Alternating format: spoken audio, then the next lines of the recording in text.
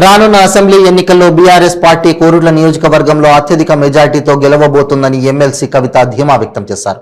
జగిత్యాల జిల్లా మెట్పల్లి మండలం బండలింగాపూర్లో కోరుట్ల ఎమ్మెల్యే అభ్యర్థి సంజయ్ ప్రచారంలో పాల్గొన్న ఆమె మాట్లాడుతూ బీజేపీ కాంగ్రెస్ చిత్తుగా ఓడిపోతుందన్నారు. తెలంగాణ ఉద్యమంలో సంజయ్ అన్న ఒక డాక్టర్గా కేసీఆర్ సార్కి సేవలు అందించాడని కొనియాడారు. బీజేపీ కాంగ్రెస్ నాయకులు కప్పల వలె చెరువులో నీళ్లు ఉన్నప్పుడే ఉంటారని, బీఆర్ఎస్ లీడర్లు చేపల్లాంటి వారన్నారు. కష్టసుఖాల్లో అండగా ఉంటారన్నారు. బీడీ కార్మికులకు పీఎఫ్ కటప్ తేదీ సంబంధం లేకుండా అందరికీ పెన్షన్ వచ్చేలా చేస్తామని హామీ ఇచ్చారు.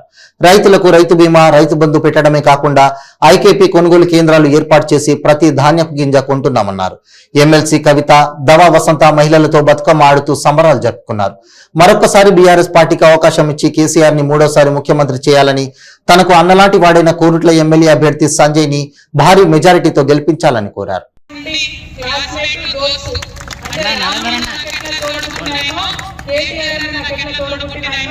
డాక్టర్ సంజయ్ కూడా నాకు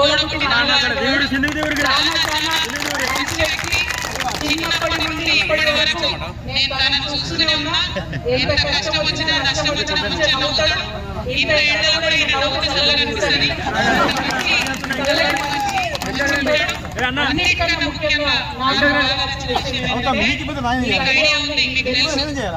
కేసీఆర్ గారు తెలంగాణ ఉద్యమం కోసం నిరాహార దీక్ష చేసింది. ఆ నిరాహార దీక్ష జరుగుతున్నటువంటి సందర్భంలో ఒక కుటుంబ సభ్యులకు ఎంత బాధ, ఎంత వేదన ఉంటుందో మీకు తెలుసు. కానీ సంజయ్ ఒక్క నిమిషం కూడా సార్ను విడిచిపెట్టకుండా అదే నిమిషం హాస్పిటల్లో ఉండి మా అందరికీ ధైర్యం చెప్పినటువంటి వ్యక్తి. సార్ గుండె ధైర్యం ఉన్నది, ప్రజల ఆశీర్వాదం ఉన్నది, ఎటువంటి ఇబ్బంది లేకుండా మన రాష్ట్రం వస్తుంది, సార్ కూడా ఆరోగ్యంగా ఉంటాడని చెప్పి నిరంతరం ధైర్యం చెప్పినటువంటి మా సోదరుడు రామన్న ఎట్లనో నాకు సంజయ్ కూడా అట్లనే అని చెప్పి మీ అందరికీ మొదలుగా నేను తెలియజేస్తా ఉన్నాను.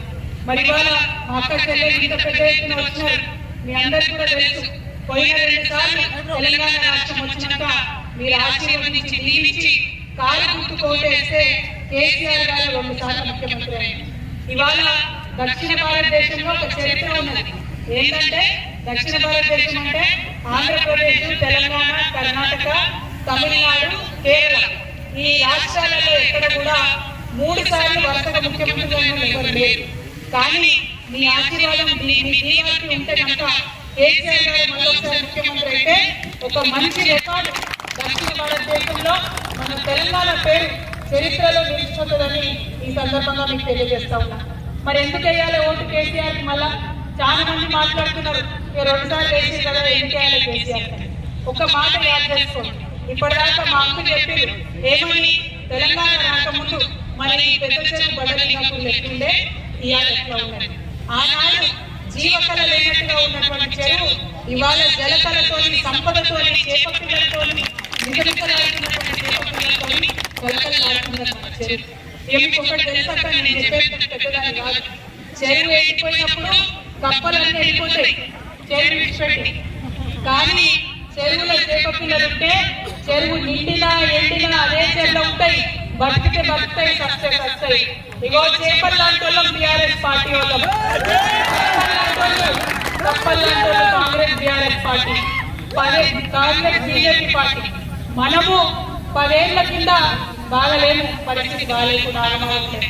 అప్పుడు ఒక్కరైనా మాట్లాడించి రమ్మని, అప్పుడు ఒక్కరైనా ఏదో తెలంగాణ కోసం కొట్లాడడం వచ్చిందా?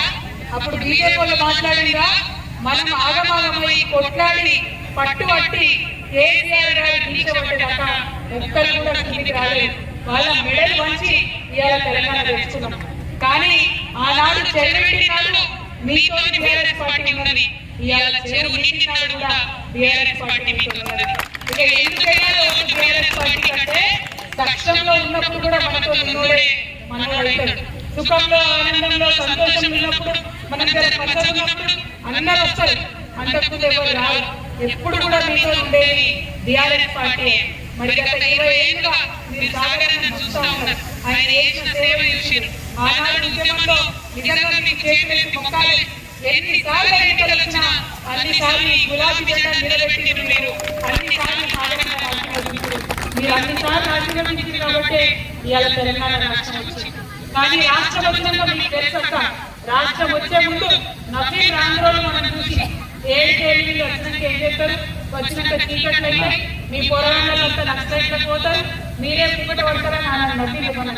కానీ 10 ఏళ్ళ మీ బిడ్డ మీ కేసీఆర్ చెమట రక్తం ఒకటి చేసి 24 గంటలు కష్టం చేసి ఇవాళ దేశంలోనే నంబర్ 1 రాష్ట్రంగా తెలంగాణ నిలబెట్టుకున్నాం.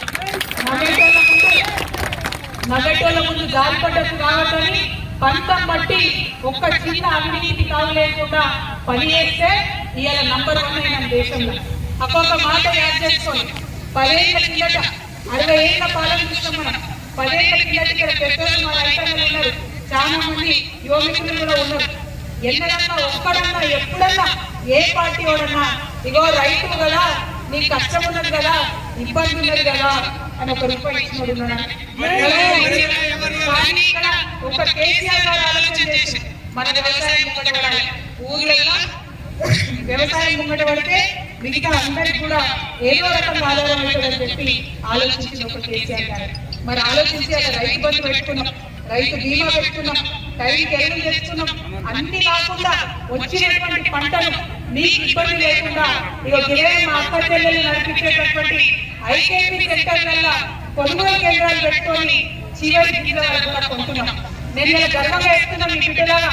నేను చెప్పుకుంటా ఎక్కడికి పోయినా మా నిజామాబాద్ పార్లమెంట్ మొత్తం కోవిడ్ మెట్పల్లి ఆర్మూర్ బాల్కొండ ఎక్కడ చూసినా మొగాళ్ళు మా రైతాంగంతో సమానంగా మా అక్కలు కూడా పొలాలలో పనిచేస్తారు, కష్టపడతారు.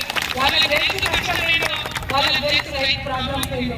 అంతకుముందు కొందరాక ఎవరన్నా ఒక గింజ కొన్నారా, మనమే పంట తీసుకొని మార్కెట్ పోకపోతుందిగా, మనము కలిసి పోయినాడు, మనం నాగపట్టినాడు, ఒక్కొక్క రూపాయి ఎంత ఇబ్బంది కొంటాం ఒకసారి యాడ్ చేసుకోవాలి.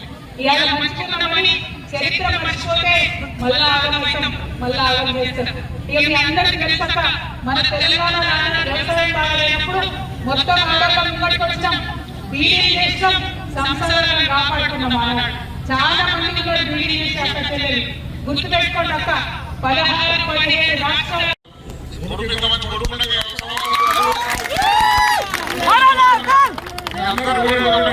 నియోజకవర్గంలో టీఆర్ఎస్ పార్టీ అభ్యర్థి సంజయన్న గారికి ఎంత పెద్ద ఎత్తున మహిళల మద్దతు ఉందో దీన్ని బట్టి తెలిసింది. చాలా పెద్ద భారీ మెజార్టీతో కోరుట్లలో టీఆర్ఎస్ పార్టీ గెలవబోతా ఉందని చెప్పి సగర్వంగా చెప్తాను.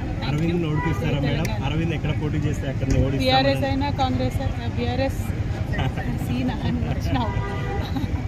టీఆర్ఎస్ పార్టీ ముందు బీజేపీ అయినా కాంగ్రెస్ అయినా కోరుట్లలో ఖచ్చితంగా. Thank you. జై తెలంగాణ. అరవింద్ ఎక్కడ పోటీ చేస్తే అక్కడ ఓడిస్తా అన్నారు. చూస్తలేదు brother result December 3rd. Thank you. ఒక నిజమైన మంచి మనసుతోని నిజాయితీగా పనిచేద్దాం అని వచ్చాను. మీరు ఇప్పుడు నా గురించి తెలుసు, గత 20 ఏళ్ళు హైదరాబాద్లో డాక్టర్. మా ఊరోళ్ళు ఎవరు వచ్చినా వాళ్ళందరినీ కడుపులో పెట్టుకొని చూసుకున్నాను. మరి ఎన్నికలకు వచ్చినాక ఒక విచిత్రం ఏర్పడిందా, నేనేమో ఇది చేసినాము, కేసీఆర్ గారు వచ్చినాక ఈ పనులు చేసినాము, రేపు భవిష్యత్తులో నేను మా రైతన్నలకి చేయబోతున్నా, మా అమ్మలకి చేయబోతున్నా, మా యువతకు ఉద్యోగాలు ఇప్పిస్తా అని నేను వచ్చిన. ఇంకో 2 అపోజిషన్ పార్టీ వచ్చింది, వేరే పార్టీ వచ్చింది. ఒకటేమో బీజేపీ పార్టీ, ఇంకోటేమో కాంగ్రెస్ పార్టీ. వాళ్ళు ఏమంటారమ్మా, వాళ్ళు ఏమంటారు విన్నారా మీరు?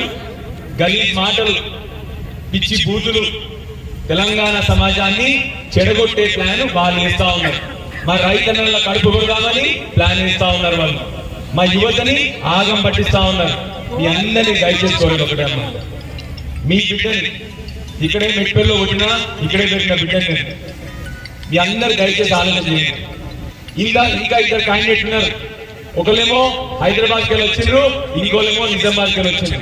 మీ అందరిని ఒక ప్రశ్న అడుగుతా, వాళ్ళని ఎప్పుడన్నా మన గ్రామంలో చూసిండ్రా? చెప్పాలి, ఎప్పుడైనా చూసిండ్రా అమ్మా? ఒక నాయకుడినేమో మీరు ఎంపిక కూడా గెలిపించిండ్రు. మా బండలింగాపూర్ గ్రామంలో ఇక్కడ బాగా ఓట్లేసి ఆయన గెలిపించిండ్రు. మీ అందరూ అక్కడ మా యువత ఉన్నారు అమ్మాయిలు. అమ్మ మీ అందరిలో ప్రశ్న అడుగుతున్నా, ఇప్పటి వరకు 5 ఏళ్లలో ఆ ఎంపీ గారు ఎప్పుడన్నా మన ఊరికి వచ్చిండ్రా? ఏం చెప్పినమ్మా వచ్చి, నేను 2 కోట్ల ఉద్యోగాలు ఇప్పిస్తా అన్నాడు. నేను మెట్పల్లిలో కొరుట్ల కాన్స్టిట్యున్సీలో 1,00,000 ఇల్లులు కడతా అన్నాడు. షుగర్ ఫ్యాక్టరీలు తెప్పిస్తా అన్నాడు. దండం పెట్టి మీ అందరిని అడుగుతున్నా, ఒక్కలకన్నా ఈ ఊర్లో ఉద్యోగం ఇప్పించిందా? ఒక్కలకన్నా సహాయం చేసిందా? ఒక్కల కన్నా ఆరోగ్యం బాగలేకపోతే మిమ్మల్ని చూసిందా? ఇంకొకటమ్మా, కరోనా కష్టకాలం వచ్చింది, 2 నెలలు గోస పడ్డాం మనం అందరం ఇళ్ళల్లో ఉన్నాం. ఆ రోజు ఇక్కడ స్థానిక ఎంపీ ఒక్క రోజున మన ఊరికి వచ్చిన దాఖలాలు ఉన్నాయా?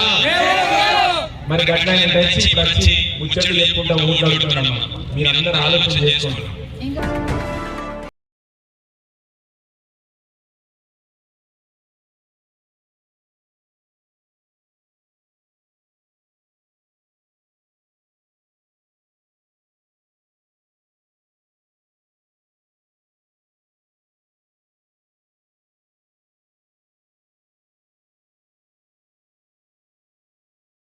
రూపాయలు తీసుకుంటాం మనీ ఇచ్చిపెట్టా కానీ దోసుకున్నాడు వాళ్ళకున్నారు. అట్లా పరిపాలన లక్షల కోట్ల రూపాయలు సంపాదించుకొని మమ్మల్ని చూసుకున్నాడు. చూపి నిరూపణ ఎక్కడ ఒక రూపాయి దోసుకోగానే మా కుటుంబం మీద కానీ మా మీద కానీ ఇలా చేస్తుంటే ఇటువంటి అర్థం లేని మాట మాట్లాడుతూ పిచ్చోళ్ళు ఎక్కడ తిరుగుతున్నాడు. 5 సంవత్సరాలకు వస్తాడు, 4 సార్లు ఓటు వేయడానికి మరి ఓటు వేయని ప్రజల మధ్య మా రైతన్నలు ఇక్కడ 1 రూపాయి సాయం చేసిన రైతన్నలందరూ కూడా రైతు బంధు పెట్టి రైతు బీమా పెట్టి రైతులు ఆదుకుంటున్నాడు. ఈ విధంగా మన ముఖ్యమంత్రి గారు పనిచేసుకోబోతుంటే నోటు వచ్చిన మాట ఏం చేశారు? ఈ రాష్ట్రాలలో కూడా మీ ప్రభుత్వాన్ని అక్కడ ఏం చేశారు మనకు అడగాలి. మంచి నోటు మాట్లాడారు. ప్రజల మీద నిజమేదో నిజమేదో తెలియాలి, అబద్ధమేంది నిజమేదో తెలియాలి. ముఖ్యంగా మీరు రోడ్డు ఒకటి చాలా సేవ్ అయితే 5 ప్రోగ్రాంలు ఉన్నాయి కదా, ఎక్కువ సమయం తీసుకోకుండా నేను మీ అందరూ రోడ్డు ఒకటి. మనం పుట్టి పెరిగింది ఇక్కడ ఈ మల్లాపూర్ మండలం, పుట్టిన మెట్టు ఉంటున్నాం. మరి ఇప్పుడు ఇద్దరు వచ్చే నాయకులు ఒక తూర్పు నుంచి ఒకరు వస్తున్నారు, పడవ నుంచి ఒకరు వస్తున్నారు. తూర్పు దొంగలు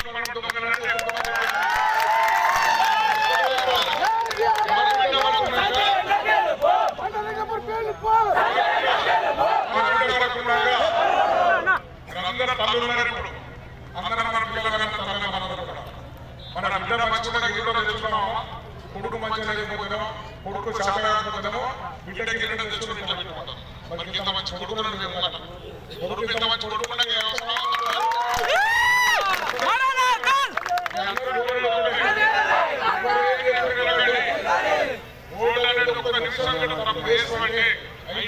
బాధపడతాం. 10 ఏళ్ళ నుంచి నన్ను గెలుస్తున్నాను, 4 సార్లు ఎమ్మెల్యేగా వస్తున్నాను, డిప్యూటీస్ గెలిపించారు.